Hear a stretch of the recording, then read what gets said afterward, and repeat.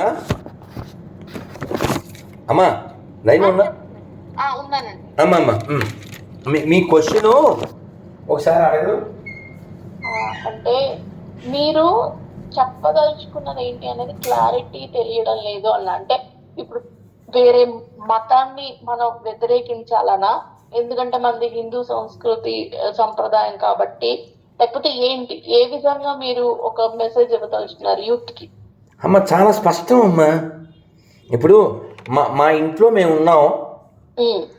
వాడు ఎవడో గొట్టంగాడు వచ్చి వాళ్ళ ఇంట్లో చెత్త మా ఇంటి ముందు వేసాడు. నేను రియాక్ట్ అవ్వాలా వద్దా? అంతే అమ్మా, ఇంతకు మించి ఏం లేదమ్మా. నేను అడిగేది అదేనండి. అంటే వాళ్ళు మత ప్రచారం చేయడం అనేది వ్యతిరేకిస్తున్నారు మీరు. ఇప్పుడు మీ ఇంటికి ఎవడన్నా వచ్చి ఏమండి ఇది ఈ డబ్బాలు కొనుక్కోండి, లేకపోతే కుక్కర్ కొనుక్కోండి, ఈ కుక్కర్ గ్యాస్ స్టవ్ ఫ్రీ అన్నారు అనుకోండి, మీరు ఏం చేస్తారు? బాబు వద్దు బాబు, మా ఇంట్లో ఉన్నాయి అంటారు. అలా అన్న తర్వాత కూడా మీరు అది తీసుకోండి మేడం, ఎప్పుడైనా పనికి వస్తుంది, ఎవరికైనా గిఫ్ట్కి ఇవ్వచ్చు అని మేము మొదలెట్టాడు అనుకో, మనకు కొంచెం బీపీ వస్తుంది. వద్దు బాబు, మా ఇంట్లో ఉన్నాయని చెప్పాను కదా అంటారు. వాళ్ళైనా సరే 5,000 అక్కర్లేదు మేడం, 4,500 ఇవ్వండి, 4 ఇవ్వండి, 3 ఇవ్వండి, ఇలా తినడం మొదలెట్టాడు అనుకోండి, అప్పుడు మనం అదే కదండి మీరు చెప్పేది. అంతేనమ్మా, అది తప్పు. అసలు నాకు అక్కర్లేదురా బాబు నీ ప్లాస్టిక్ సామాన్లు. అవును, అంతే అంతే. మీరు పూజించుకొని చేసుకొని గౌరవిస్తాం, కానీ మాకు వద్దు అన్నది మాకు ఇవ్వద్దు. ఇప్పుడు నేను స్పష్టంగా చెప్తాను, క్రైస్తవుల ముస్లింల ఆరాధనా విధానానికి మేము వ్యతిరేకం కాదు. ఈ మాట వాళ్ళు చెప్పగలిగితే ప్రపంచం ప్రశాంతంగా ఉంటుంది. చెప్పండి చూద్దాం. హిందువుల ఆరాధనా విధానానికి మేము వ్యతిరేకం కాదు అని చెప్పండి. అలా చెప్తే అసలు ప్రపంచంలో ఇన్ని వేల గుళ్ళు కూలిపోయి మసీదులు అవ్వవుగా. అసలు పాకిస్తాన్ బంగ్లాదేశ్ పుట్టదుగా, పాత బస్తీలు కాశ్మీర్లు పుట్టవుగా. కాబట్టి ప్రపంచానికి ఎడారి మతాల ప్రమాదం, భారతదేశానికి సెక్యులర్ కుక్కల ప్రమాదం ఫిక్స్డ్. ఎవడైనా రావచ్చు, నాతో సారీ చెప్పించడానికి ఎవడైనా రావచ్చు. సెక్యులర్ అంటే చెప్పు తెగుద్ది ఎవరికైనా సరే. మీరు చెప్పే పాయింట్ కరెక్ట్ అండి, నేను కూడా అది నమ్ముతాను. సో మా కుటుంబంలో ఏంటంటే మా తాతల కాలం నుండి కూడా 2 వర్గాలుగా విభజింపబడ్డారండి.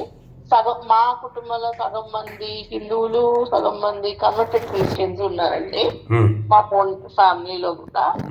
సో అంటే అది ఇబ్బందికరం కాదు, కానీ ఎప్పుడు ఇబ్బందికరంగా మారుతుంది అంటే నువ్వు నమ్మేది అబద్ధం, నేను చెప్పేదే నిజం, నేను చెప్పేవారే నిత్యం అనే మాటలు కొంచెం ఇబ్బందికరంగానే ఉంటాయి. కొంచెం ఏంటండి, మీ నాన్నగారు ఉన్నారా భూమి మీద? ఉన్నారు. మా నాన్నగారు లేరు, 23 ఏళ్ళు అయింది. అయితే మీరు మా నాన్నగారిని తిడితే ఊరుకుంటానండి? అదే కదా, చచ్చిపోయిన మా నాన్న తిడితేనే ఊరుకోను కదా. మరి నేను నమ్మే దైవాన్ని నువ్వు రాయి రప్ప అంటే తోలు తీసేను. ఓ పాట పాడి అమ్మ, మీరే ఒక్క నిమిషం మీరేం చెప్పాలనుకున్నారో ఓల్డ్లో పెట్టండి. 2017లో నేను కాంచీపురం వెళ్ళొస్తున్నాను. వెళ్ళొస్తుంటే ఎవరో ఒక చిన్న పిల్లగోరితో పాట పాడిచ్చారు వాళ్ళు. ఏంటది? రాయి రప్ప మొక్క వద్దు, చెట్టు పుట్ట మొక్క వద్దు అని పాట పాడించారు. నేను వెంటనే ప్యారడీ సాంగ్ పాడేశాను. మనకి పెన్ను పేపర్ కూడా అక్కర్లేగా, రాసుకోలేదు, మొత్తం డైరెక్ట్గా పాట పాడేసి. ఏంటి? చెక్క ముక్క అస్సలు వద్దు, 3 మేకులు అస్సలు వద్దు, పాపుల దేవుడమ్మా వాడు పాపిష్టి దేవుడమ్మా. అంతే, ఆడిది కౌంటరు, మంది ఎన్కౌంటరు. ఇప్పుడు నేనేమంటా అంటే, మేము షాప్ పెట్టుకుని ఏదో అమ్ముతున్నాం అనుకోండి, మేము ఏదో రేట్ చెప్తాం, మోలో లేకపోతే డీమార్ట్లో, అక్కడికి వెళ్ళి బేరం అంటారు కదా. మేము షాప్ పెట్టుకున్నాం, ఇది 13 రూపాయలు అని చెప్పాం, ఇది 33 అని చెప్పాం, ఇది 60 అని చెప్పాం, ఇది 90 అని చెప్పాం. నీకు కావాలితే కొనుక్కోలేదే లేదు. కానీ నువ్వు కొంప దగ్గరికి వచ్చి పాత సామాన్లు, ప్లాస్టిక్ సామాన్లు అమ్ముతావు, నిన్ను బేరం ఆడతాం, మేము నిన్ను క్వశ్చన్ చేస్తాం. ఎవడైనా కొంపల దగ్గరికి వచ్చి మతం మారమంటే క్వశ్చన్ చేస్తాం. Hindus are not answerable to any guys in this whole world because we are not begging like you. కాబట్టి క్రైస్తవుడు ఎవడో, ముస్లింలు ఎవరో హిందువులు క్వశ్చన్ చేయడానికి సరిపోరు. మీరే చెప్పాలనుకున్నారు, చెప్పండి. నేను చెప్పాలనుకోలేదండి, నా సందేహం అడగాలనుకో. అడిగండి ప్లీజ్. ఇప్పుడు నేను మీ కంటెంట్ ఆల్మోస్ట్ మీ ఇంటర్వ్యూస్ అన్ని చూసానండి. అదే విధంగా మీ కంటెంట్ చూస్తూ ఉంటే సిమిలర్ కంటెంట్ ప్రమోట్ చేస్తూ ఉంటుంది కదా ఆల్గోరిథం. సో కొంతమంది యూత్ ఇందులో ఇన్వాల్వ్ అయ్యి ఉన్నారు.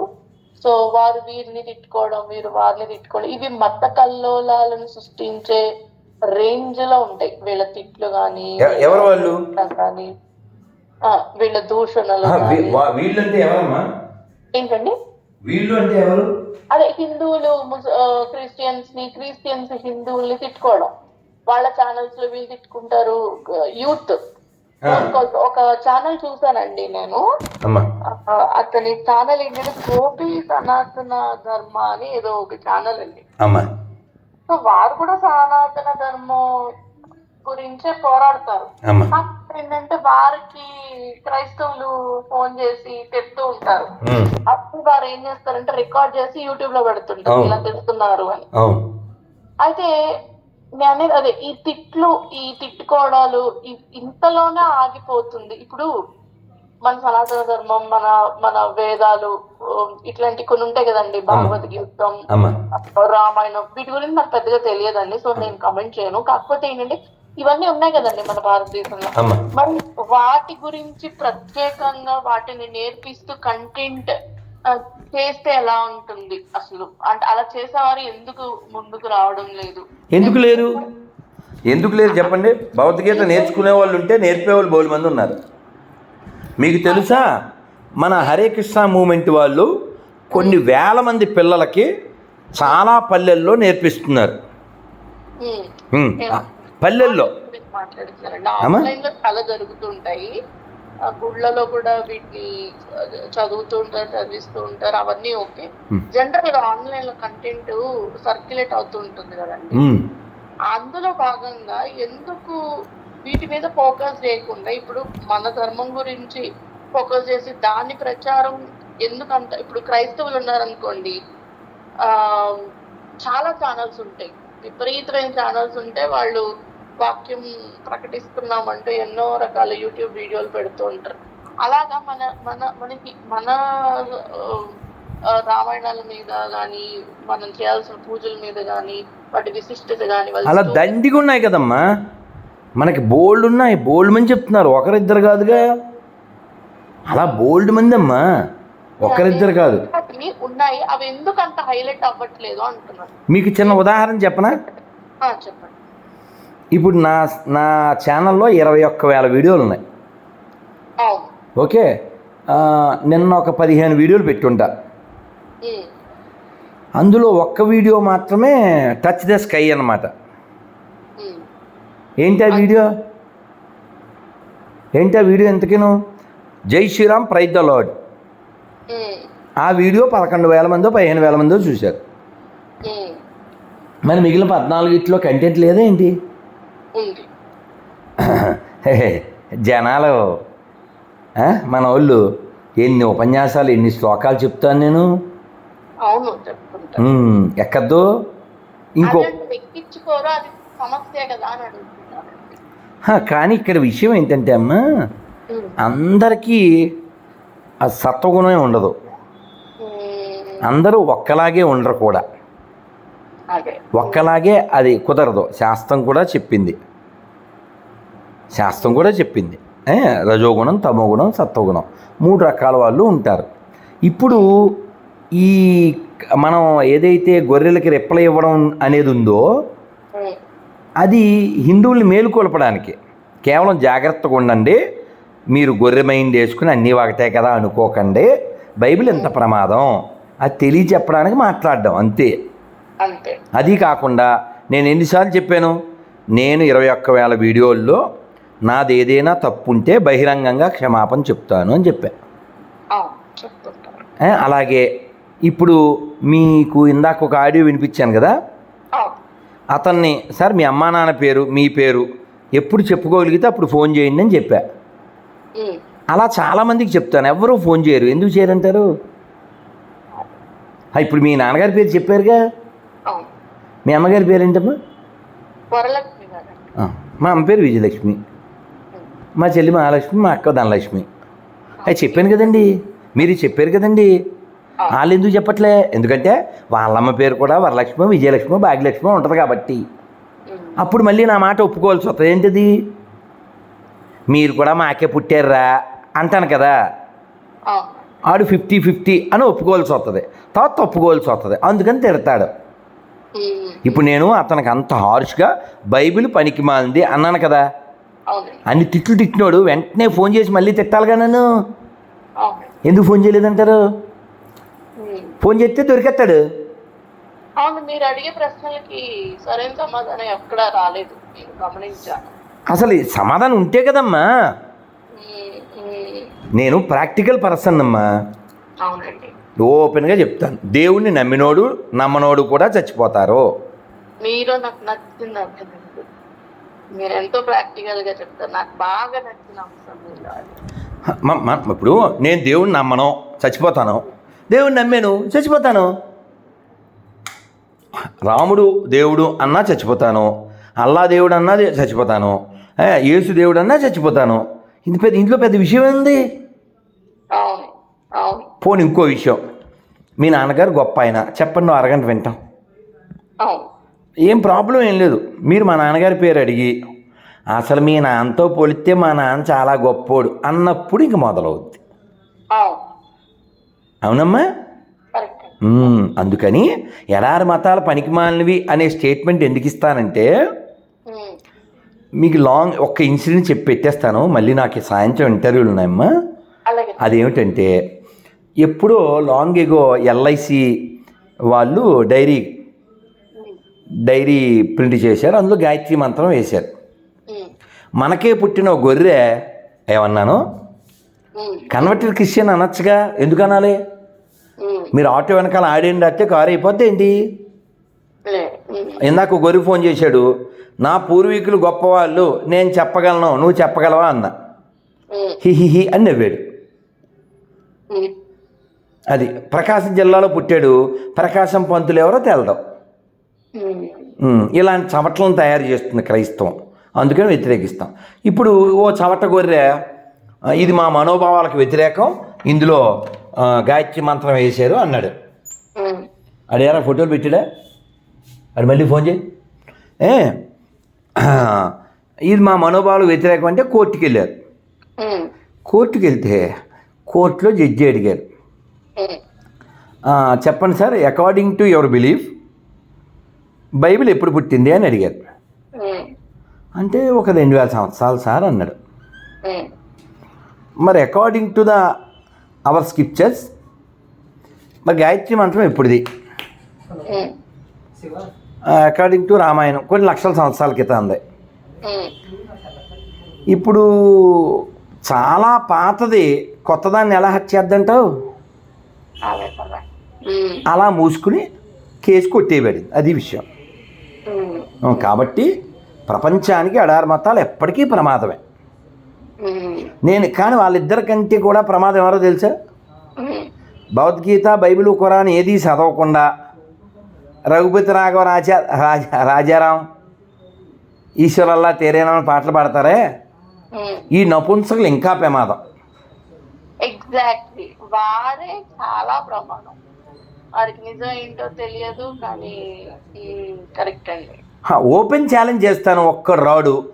కామెంట్లో వచ్చి నన్ను తిడతారు, ప్రొఫైల్లోకి వెళ్ళి ఈ సెక్యులర్ కుక్కనే హలో సెక్యులర్ కుక్క అని ఫోన్ నెంబర్ పెడితే ఫోన్ చేయడు. ఇప్పుడు మీరేమన్నారంటే, మీ నాన్నగారు హైట్ ఎంతమ్మా? 5'5" ఉంటారు.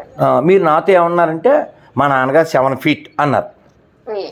అంటే ఉన్నారు కదా భూమి మీద, నేను ఎప్పుడన్నా రాజమండ్రి వెళ్ళినప్పుడు చూస్తానమ్మా అన్నాను అనుకోండి, అబ్బే మీరు మా నాన్నగారు చూడకూడదు అన్నారు అనుకోండి, అప్పుడు మీరు అబద్ధం అన్నట్టుగా. అలాగన్నమాట ఇల్లు. వీళ్ళు నిరూపించుకోవడానికి మాత్రం రారు, నింద మాత్రం వేసేస్తారు. కాబట్టి నేను ఓపెన్గా ఇంత స్ట్రాంగ్గా చెప్తున్నాను. మీరు చూడండి, నిన్న పెట్టిన వీడియో రైల్లో చెప్పా, రైల్లో ప్రయాణంలో పనికి మాలిన బైబిల్ రూమ్లో కూర్చుని చెప్పట్లే. అలా ఎందుకు చెప్పానంటారు పనికి మాలిన బైబిల్ అని? అది పనికి మాలింది కాబట్టి నేను నిరూపించగలను కాబట్టి. మగవాళ్ళు కూడా దాన్ని చదవలేరు కాబట్టి, ఆడవాళ్ళు కాదు మగవాళ్ళు కూడా దాన్ని చదవలేరు. ఇప్పుడు ఎలాంటి బయాస్ లేకుండా, అంటే హిందూ ముస్లిం ఈ బయాస్ అనేది లేకుండా జనరల్ గా మన ఇప్పుడు రామాయణం అని, భాగవతం అని, ఇంకా కొన్ని ఉన్నాయి కదండి, వాటిని తెలుసుకోవాలి అని నేను అనుకుంటున్నానండి. Very good. అది ఎలా అసలు ఆ ప్రయాణం, అంటే నేను బయటికి వెళ్ళలేనండి, ఫిజికలీ చాలా ఇష్టం. ఏం అక్కర్లేదు, మీరు చక్కగా నేర్చుకోవచ్చు అమ్మా. నేను మీకు ఇవ్వగలుగుతారా అమ్మా? I will guide you. అయ్యి బోల్డ్ మంది ఉన్నారమ్మా అసలు మీలాంటి వాళ్ళే. ఇంకో విషయం చెప్పనా? ఎవరో ఒక ఆయన హైదరాబాద్లో నా గురించి ఎవరికో పరిచయం చేస్తూ, ఈయన చూసారా ఇలా ఫైట్ చేస్తూ ఉంటారు గొర్రెలతో, కానీ వీరు మన కొంచెం తత్వం తెలుసుకుందామని కూర్చుంటే ఎన్ని కీర్తనలు వస్తాయో, ఎంత తత్వం వస్తుందో అన్నారు. అంటే నేను అన్నాను, అసలు అదే అసలండి, ఇది తప్పక ఫైట్ చేస్తున్నాను అన్నా. నిన్నగాక మొన్న సుమన్ టీవీకి ఇంటర్వ్యూ ఇచ్చాను, ప్యూర్ ఇంటర్వ్యూ. అందులో ఇంకా ఓ గొర్రె కానీ, ఒక పంది కానీ, ఓ మరక్ కానీ, ఓ పాకిస్తాన్ కానీ ఏమీ లేదు. ప్యూర్ ఓన్లీ రామాయణం, అన్నమయ్య కీర్తనలు, ఏకాదశి, ఇంతే, ఇంకేమీ లేదు. నో చెత్త. తప్పక మాట్లాడడం అమ్మ ఈ చెత్త. ఆడ ఇంటి ముందుకు వచ్చి పోస్ట్ అంటించడం వలన, ఆడ గుడి దగ్గరికి వచ్చి మైక్ పెట్టడం వలన, ఇప్పుడు మేమేదో మా ఇల్లు శుభ్రం చేసుకుని ఇంటి ముందు ఏదో మేము ముగ్గేసుకుంటే నువ్వు పెగ్గేసుకొచ్చేసేసి ఆ రగ్గులో ఉన్న పిగ్ మెటీరియల్ అంతా వేసేస్తే అలాగా.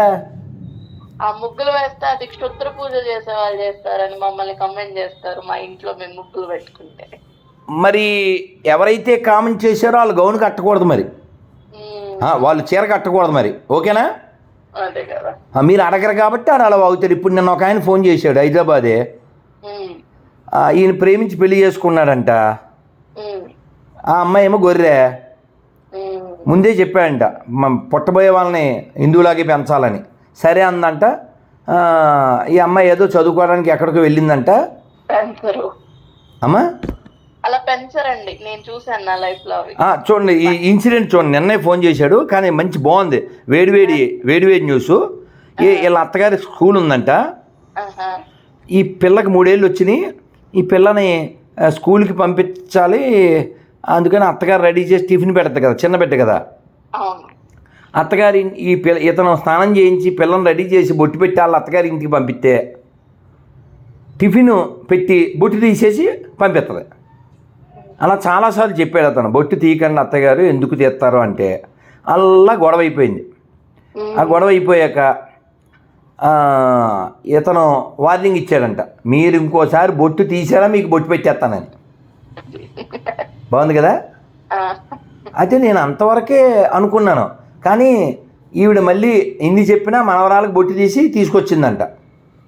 అంతే, వెంటనే పాత సినిమా ఉంది తెలుసా మీకు, ఉండమ్మా బొట్టు పెడతా, అంతే వెంటనే బొట్టు పెట్టేశాడు. మరి అదిగే ట్విస్ట్. మా దత్తగాడు రాజమండ్రి దత్త, వాడు ఇలా ఫేస్ ఇలా పెడుతున్నారు, వెంటనే బొట్టు పెట్టేశాడు. అమ్మా అది వాళ్ళు హర్షించరు, వాళ్ళు తీయచ్చు కాదు. ఇప్పుడు అంటే అంటే అంటే నేను మిమ్మల్ని ఒసే అనేయచ్చు, మీరు మమ్మల్ని ఒరే అంటే మాత్రం మనోభావాలు దెబ్బతింటాయి, అంతే కదమ్మా? అదే కదా, అదే అవును. మరి ఇప్పుడు చీర ఎందుకు కాదు? ఇప్పుడు మొన్న అక్క ఉందా, ఉర్మిళక్క, పసుపు హిందువులది ఏం కాదు, అది యాంటీబయాటిక్ అంది కదా. మరి చీర గురించి ఉందా పనికిమాలిన బైబిల్లో? బొట్టు గురించి ఉందా పనికిమాలిన బైబిల్లో? గాజుల గురించి ఉందా పనికిమాలిన బైబిల్లో? ఆ మాటకొస్తే అన్నం గురించి ఉందా పనికిమాలిన బైబిల్లో? మీకు ఇంకో జోక్ చెప్పనా? మీతో మాట్లాడుతూ నేను జస్ట్ అలాగా రోడ్డు మీదకి వచ్చి, అంటే రోడ్డు మీద అంటే ఇంటి గుమ్మం దగ్గరికి వచ్చాను, రోడ్డు అలా కనబడుతుందండి, గాలి వేస్తుందని బయటకు వచ్చా. నేను పనికిమాలిన బైబిల్ అనగానే ఒక ఆవిడ సరణ వెనక్కి తిరిగింది, హట్ అయినట్టుంది. మళ్ళీ 2-3 సార్లు చెప్పాను పనికిమాలిన బైబిల్ అని ఎందుకంటాం, పనికిమాలింది కాబట్టి అన్నాను. నేను ఏదైనా అబద్ధం చెప్తే కదమ్మా, ఒక అబద్ధం చెప్పాను చెప్పండి, సారీ చెప్పేస్తాను అమ్మా. చాలా సంతోషం. నేను మీకు ఈ రామాయణ భాగవత భౌతికత విషయాల్లో మిమ్మల్ని గైడ్ చేసే మాతృమూర్తిని మీకు పరిచయం చేస్తాను అమ్మా. హరే కృష్ణ అమ్మ, హరే కృష్ణ, హరే కృష్ణ.